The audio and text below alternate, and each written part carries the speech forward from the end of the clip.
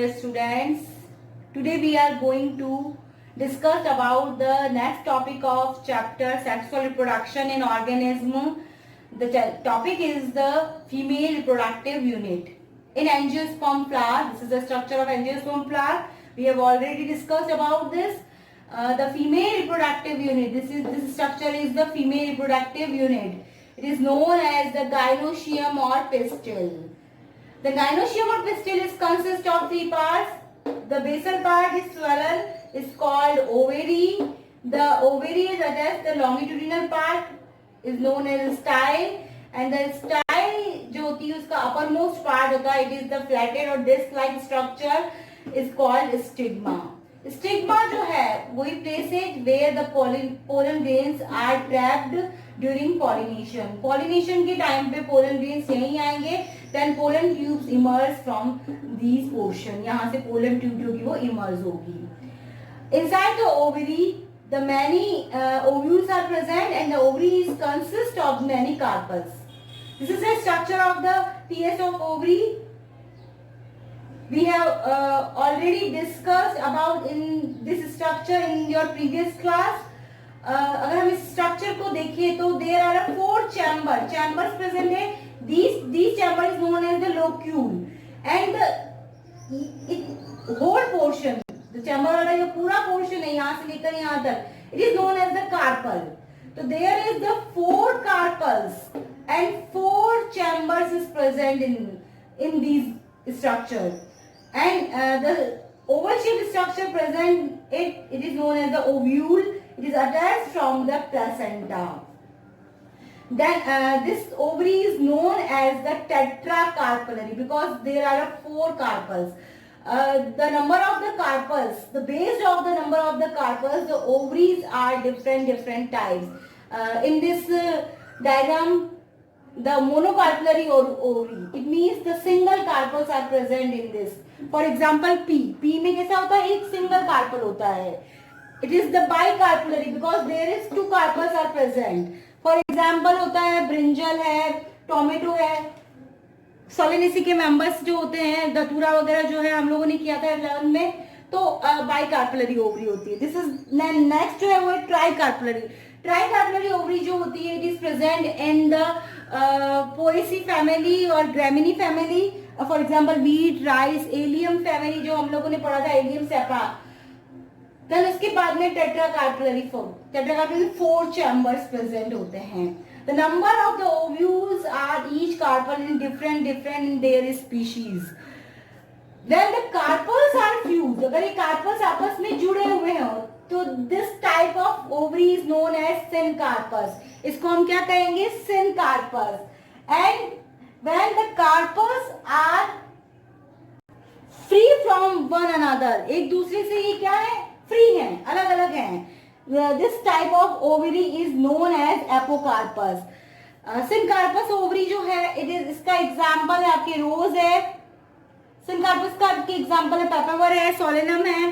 The apocarpous के example जो है आपके रोज है. ठीक है, तो इस तरह से जो है ये ओवरी जो है उसकी स्ट्रक्चर होती है. The structure of the ovule or megasporangia. This is the structure of the megasporangia.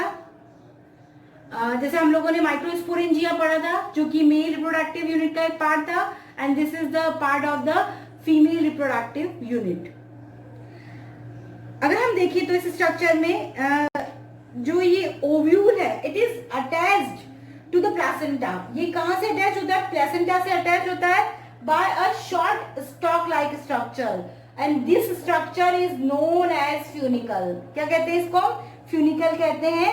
अब देखिए ये जो फ्यूनिकल वाला पोर्शन है, ये आगे जाकर के और ये इस स्ट्रक्चर, ये पूरी होल स्ट्रक्चर जो आपको ये पूरी स्ट्रक्चर दिख रही है, दिस होल स्ट्रक्चर जो होती है, it is known as the nucellus. इसको हम क्या कहते हैं, nucellus. It is oval shaped और rounded shaped structure and made up of parenchymatous tissues. यानी मेन पार्ट जो है ओव्यूल का वो कौन सा है, न्यूसिलस है ये वाला, और it is made up of parenchymatous cells and is known as the nucellus. Funicle and न्यूसिलस जो है उनके जंक्शन पे यानी उन दोनों के बीच में जंक्शन होता है, जहां से ये फ्यूनिकल फिनिश हो रहा है और ये न्यूक्लियस स्टार्ट हो रहा है, तो वहां पर एक जंक्शन होगा, एक अटैचमेंट होगा। The junction between the funicle and nucleus is called the hilum. उस पोर्शन को हम क्या कहेंगे, यहाँ पे हाइलम कहेंगे। Okay, then a typical mature oval जो होती है, it is the rounded shape structure, it is made up of parenchymatous called nucleus.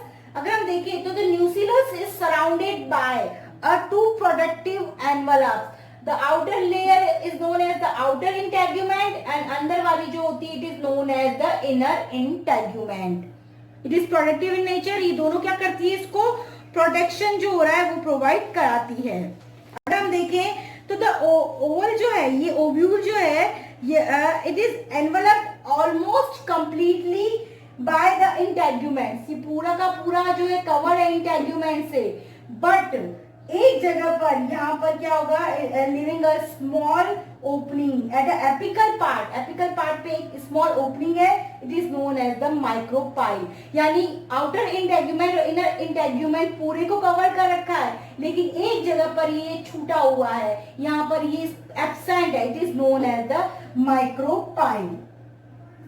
अगर हम देखें तो माइक्रोपाइल जो होता है, इसके just opposite the opposite part of the micropyle is known as chaliza। उसको हम क्या कहेंगे, chaliza कहेंगे। Then अगर हम देखें तो inside the outer और inner integument a single embryo sac is present। this structure जो है, ये structure आपको दिख रही है, it is embryo sac। इस structure को हम क्या कहते हैं, embryo sac कहते हैं। अभी एम्ब्रियो सैक जो स्ट्रक्चर होती है, it is also known as the female gametophyte and it is the 8 nucleated 7 celled structure. अब ये इसके अंदर जो आपको दिख रही स्ट्रक्चर्स कौन कौन सी होती है और इनका डेवलपमेंट कैसे होता है आगे जाकर के, तो ये हम बाद में पढ़ेंगे। इसके बाद वाला जो हमारा टॉपिक है mega sporogenesis, the development of mega spore, उसमें हम इस टॉपिक को पढ़ेंगे। अब इसके अंदर कौन कौन सी सेल होती है तो पहले हम उसको देख लेते हैं। तो अगर हम यहाँ पर देखें तो इसके अंदर जो सेल्स प्रेजेंट है, तो the micropyle end is occupied by 3 cells. जो माइक्रोपाइल जो एंड है, it is occupied by 3 cells. This cell are known as the egg apparatus. Then egg apparatus जो है, it is consist of 3 cells. One cell जो है, एक cell है, it is known as the egg cell and two another cell is known as synergid cells. आप देख रहे हैं ये डायग्राम में कि 2 सेल्स नीचे की तरफ है, it is known as synergid cells, और ऊपर जो है वो है एग सेल। तो हम तीनों को कंबाइनली क्या कहते हैं, एग एपरेटस। एग्जाम में क्वेश्चन भी आता है, what is the component of the egg apparatus, तो क्या क्या कंपोनेंट होंगे, तो 1 egg cell and 2 synergid cells. Then अगर हम ऊपर की तरफ आते हैं, अगर हम चैलेजल एंड पे देखते हैं तो चैलेजल एंड पे क्या होते हैं, देयर आर 3 सिमिलर सेल्स, तीनों सेल्स सिमिलर होती है present, it is called the antipodal cells. तो चैलेजल एंड की तरफ कौन सी सेल्स होती है, एंटीपोडल सेल्स होती है, और माइक्रोबाइल एंड की तरफ कौन सी सेल्स होती है, एग एपरेटस होता है। देन सेंटर, इन दोनों के सेंटर में जो होता है पोलर न्यूक्लियाई प्रेजेंट होते हैं। It is the 2 nucleated structure, single cell but 2 nucleated structure is present the centre of the embryo sac, it is known as the polar nuclei. तो इस तरह से यहाँ पर अगर हम देखें तो 3 सेल्स ऊपर, 3 सेल्स नीचे और 1 सेल जो होती है बीच में, it mean 7 cell. And nucleus कितने होंगे, बिकॉज सेंटर वाला जो पोलर न्यूक्लियाई है it consist of the 2 nucleus, तो इसको हम सेकेंडरी न्यूक्लियस भी कहते हैं और पोलर न्यूक्लियस भी कहते हैं। तो इस तरह से ये एक टिपिकल ओव्यूल और मेगा स्पोरेंजिया की कंप्लीट स्ट्रक्चर है।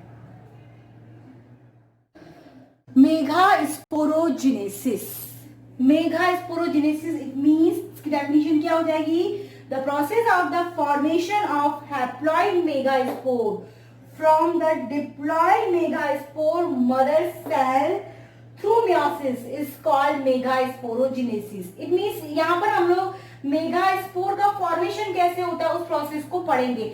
जैसे हम लोगों ने माइक्रोस्पोरोजेनेसिस पढ़ा था, सिमिलर वैसा ही प्रोसेस है, बिकॉज जो मेगास्पोर और माइक्रोस्पोर्स है ये दीज आर द गैमेट्स, ये गैमेट्स है, तो इनका फॉर्मेशन जब भी होगा द meiosis इज अकर्स।